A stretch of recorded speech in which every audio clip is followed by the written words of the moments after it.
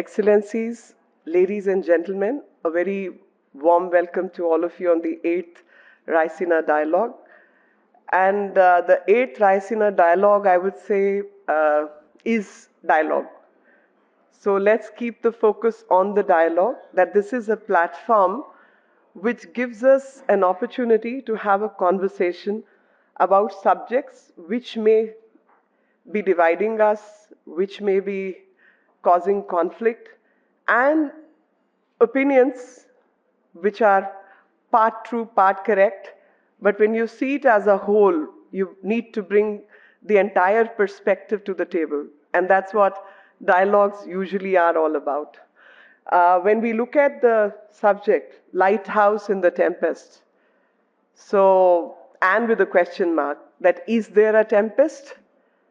And is there a lighthouse, or do we need a lighthouse? What is the situation? And certain conflicts, difficulties, problems which the mankind or humanity is facing today, are they new? I'm not quite sure. And are they the first ones or the last ones? I'm not really sure about it. How I look at this subject and what I really wish to communicate is provocation is very much part of our existence. And I truly wish to provoke everybody present here and listening to me, their thought process. I need to provoke so that the focus is brought to the subject matter and subject matter of the challenges which humanity is facing today. And what are those challenges and how India looks at it. So yesterday I had some visitors in one of my offices because I also wear the hat of Minister of State for Culture Affairs. And the building I was sitting in houses some of the paintings and the crafts. And it's called National Gallery of Modern Art. And when I went on the checklist, the paintings which are housed in that particular building are 100, 200, 300 years old. So this is the timeline of 100, 200, 300 years old, which from Indian perspective is modern art. And that is the perspective, I guess, Indians bring to the table. Indians bring to the table the perspective that the timelines we are talking about, the issues we are thinking about, the challenges we are thinking about are ancient. And there's always a history to it. And the history of conflict is as old as the human evolution itself. And when we talk about civilizational value system, in spite of challenges, in spite of difficulties, how Indian philosophy has held us instead. And those principles, I mean, the very first principle when I look at today's scene and scenario, which comes to my mind is Yada Yada Hi Dharmasya Glani Bhavati Bharat Abhyuddhanam Dharmasya Tadatmanam Srijamyaham, which means that whenever there will be breakdown of law and order, whenever there will be immorality taking a long shape in the society, every such time, dharma is not in the sense of the word, some people and civilization use it as a religion, but dharma is the righteous conduct. So whenever righteous conduct will be abrogated, in all those circumstances, the nature, the laws will throw somebody to correct that system. Because the system needs to be corrected, and that's how sustainability will take shape. Sustainability of civilization, sustenance of human beings, and propagation of humanity itself. And that's what the first philosophical thought comes to my mind. And what do we see around? What we see around is basically the conflict and we also see post-pandemic recovery. Now, the two situations have actually brought focus to our long existing systems. The long existing systems, were they able to handle the difficult part for which they were created? And what I find missing today, in true sense, is true multilateralism. Because multilateralism post World War II was created to deal with two specific things. The first thing was that conflicts be averted. And conflicts be averted by preempting conflicts. And when you are preempting conflicts, you try and avert that there should be no conflict, there should be peace and prosperity around, because we all recognize the phases, the period of prosperity are definitely linked to peace. Only in peaceful circumstances can one prosper. Otherwise, the youth goes out for war, people are dying, people are getting killed, and thus it cannot bring prosperity. For prosperity to prosper, we need peace. And to create those situations, the multilateralism was created as one of the pillars. The second aspect was to, in case of conflict, there should be peaceful resolution of those conflicts. Have we succeeded in doing that? And if not, then the principles on which multilateralism was based somehow has to look within. And thus, it calls for reforms. It calls for changes. It calls for the methods which need a relook at the manner in which things have happened, because the two particular aspects have not been dealt with. And in that context, I would say the Prime Minister Modi has several times spoken about 4 R's. First is to respond. Second is to respect. Third, to reform. And also recognize. So whichever order one can look at it, I would say once we have recognized the problem, let's recognize the problem. And post recognition of the problem, let's put our heads together to redress that problem. And for redressing that problem, we may have to reform ourselves. And reforms cannot come by disrespect. For any reforms to happen, we have to learn to respect ideologies, we have to respect people, we have to respect nations. And India in its foreign policy very much observes this principle.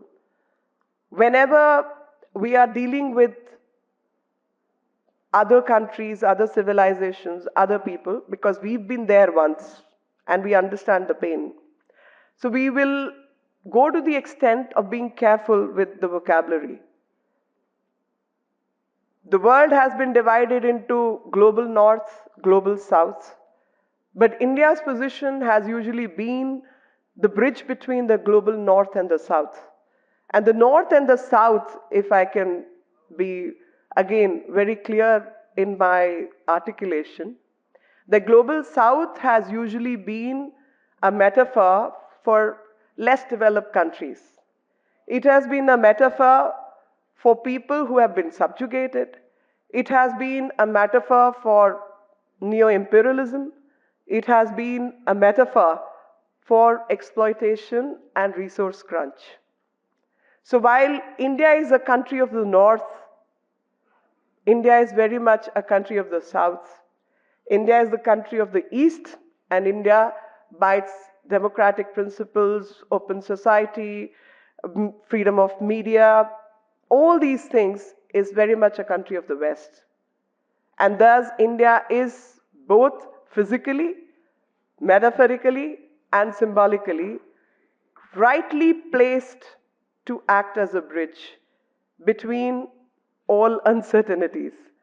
And that spectacular job which falls on our shoulder, gives us a position of a lighthouse simply because through the civilizational history, India has still existed. Not because there were least challenges, but in spite of challenges, we learned that there is a continuity of uncertainty. There is a continuity of war. There's a continuity of conflict. And there was never a time which is ultimate peace. There are multiple conflicts going on even in the world today while we are sitting in this room. Multiple conflicts, not just one, all over. So there is a continuity of the tempest, and through the tempest, you still need to find ways to achieve your goals, to move forward and act as a tempest. And thus, the two principles are one, recognizing the continuity of conflict, two, finding resilience in the multiple conflicts. And that's what India stands for. And our civilizational value system acts as a lighthouse. And if we can throw light from our own experience, it will bring more peace and better understanding of humanity itself. And when we think of principles again, Ekat Manavad is one principle on which our value system is based on. Ekat Manavad defines that no one person, no one country, no one society can live by itself. A human being, if is a center of existence, is connected to the family, is connected to the society, is connected to the country, and countries are further connected to other countries. So whatever conflict happens in any one part of the globe is going to impact an individual who's far away at a distance. So this principle, if understood clearly, would result in better understanding that all conflicts, no matter what geographies are, impact us alike. And they work to the detriment of human existence. Every conflict in any part of the world. And thus, when individuals get impacted, those individuals impact societies, those individuals impact decision making, those individuals get to be where the conflict is coming from. So handling the thought process is essentially the part in which oneness of humanity needs to be recognized, that we are all universal beings. We are not isolated individuals. And thus, globalization also means oneness of humanity. The second part, which very much is emphasized by our value system and present government, has taken all steps to satisfy this particular ethos or value, and that is the value of Antyodaya. Antyodaya means working for the last person in the last row. Let no one be left behind. And when I think of this principle, which our forefathers enunciated millions of years ago, thousands of years ago, Antyodaya means if you are one with the humanity, anybody's pain should be your pain. Everybody's pain has to be a common pain, and that common pain will impact everyone else and every individual.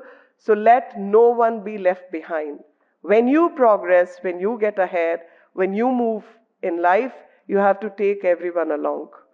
And thus, I come to my point of being voice for the voiceless. And that's what India has stood for. Global South Summit, which recently was conducted by the Prime Minister, the thought was this only, that while Global South has been a metaphor for less developed countries, that needs to change. And that needs to change if we are truly seeking global peace, if we are truly working for humanity at large, then we need to work on this principle that let no one be left behind. While Raisina Dialogue is happening under the shadow of a tree, which is G20, G20 describes 20 such countries which represent 85% of the global GDP, 75% of the trade, global trade, and 60% of the world population. Now, this G20, by the strength of its weight, can alter and change things across the globe. And when we are making policies and when we are designing things, we also must understand that someone needs to voice for the voiceless. And that becomes imperative for the simple reason that the policies, disruption, supply chain management, inflation, food insecurity, defense, everything impacts the most vulnerable, the most. Others still have the strength to tide over those times, tide over those conflicts, tide over those challenges. But the most vulnerable, who have been handled by neo-imperialism, who have been handled by resource crunch, who have difficulty in managing their debt, they get impacted the most. And if we truly seek world peace, it cannot come unless these issues get to be addressed.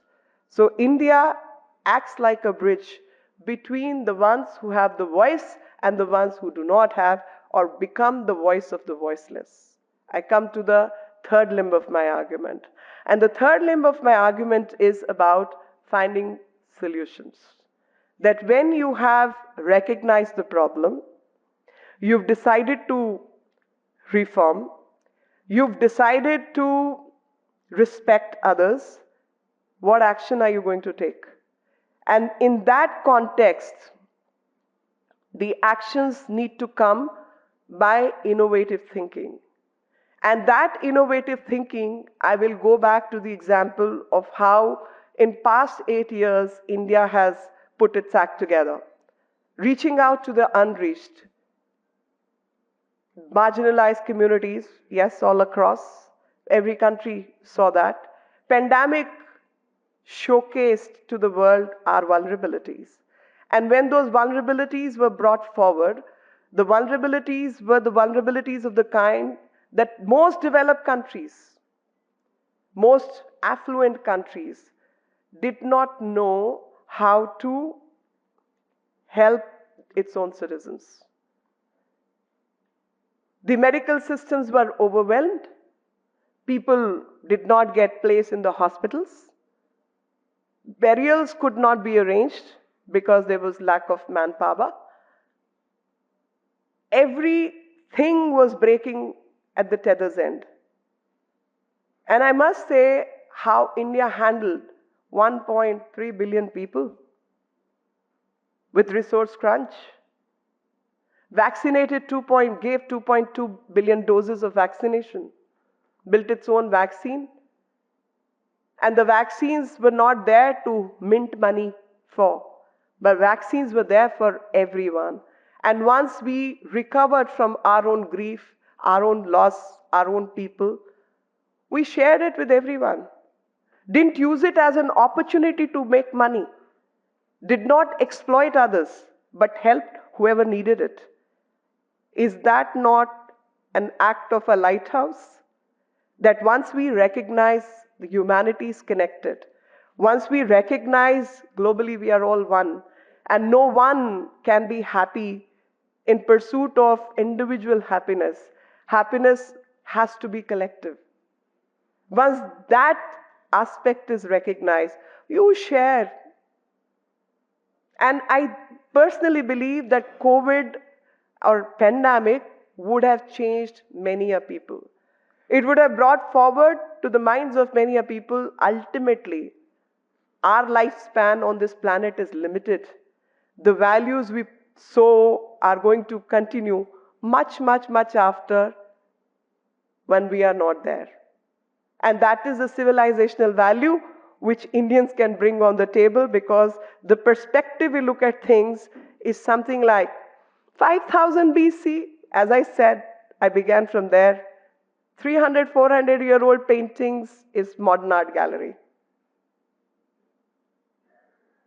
time frame, perspective, value is completely different. And once we know my time on this planet is finite, I'm not there forever. I have a role to play. I'm just a speck on this earth and will become one with the universal good if I do good deeds. That's all what will give comfort to a person. And once that comfort at individual level comes to us, we will have a different perspective on how to handle global good or global ill. And the global ill would be a pandemic, which I'm sure was not the first and will not be the last. How you handle that situation is what makes you different from others. And how you handle is when you comply with your own needs, you got to share it with others who are equally placed as you, and thus cooperation. Cooperation amongst all. There is no one who's big, there is no one who's small. And thus, the effort of cooperation as Indian experiences, we do not call it aid, we do not use the word grant, we call it developmental cooperation. India is running some 800 odd projects in 70 plus countries. Never ever you'll see any of our officials or politicians use the word, we give this in grant. No.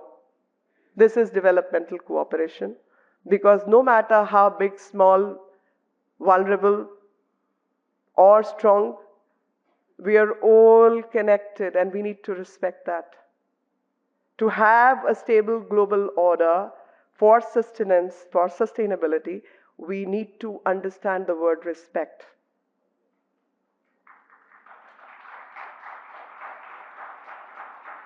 And this idea of respect will help us look at the perspective differently. So India has had many challenges. Population, which would be looked at as a challenge, but how India manages that. Green energy, what is India's outlook on that? And we are not people who simply talk and do completely the opposite. We are people who will put their money where the mouth is. So when we talk about green transitions, we do it. We act on it. When it comes to green energy transition, whether it's International Solar Alliance or managing our renewable energy or ethanol mixing or handling our waste, C&D management, green waste, we are working on it. And we never claim that, oh, we've achieved. No, we are working on it. We need everybody else's support. We have challenges. We work through our challenges and we find ways through those challenges. Inclusive India. I think that's a big example that how we have innovated and used technology to connect everyone, reaching out to the unreached. The world faced the challenge of not knowing how to transfer money to the accounts they wanted to. There were very rich governments who wanted to give away to its citizens, but they did not know how. But India showed the way. We did it. 44. So when it comes to digital infrastructure, the digital infrastructure and innovation is what India used its power for and then brought the world together and is also showcasing to the world that technology can be used for betterment of humanity. I got the hint, my time's up. So I will conclude by simply one shlok, and which is oft repeated, even it's from Rig Ved, which says, Sam gachatvam, sam vadadvam, samvo mananasi janatam, which means let's hold our hands together, walk together, speak together, and let our minds and heart be in harmony. So this Raisina dialogue has to be built that harmony of faith, harmony of mind, and harmony of the heart. With these words, thank you very much. Jai Hind.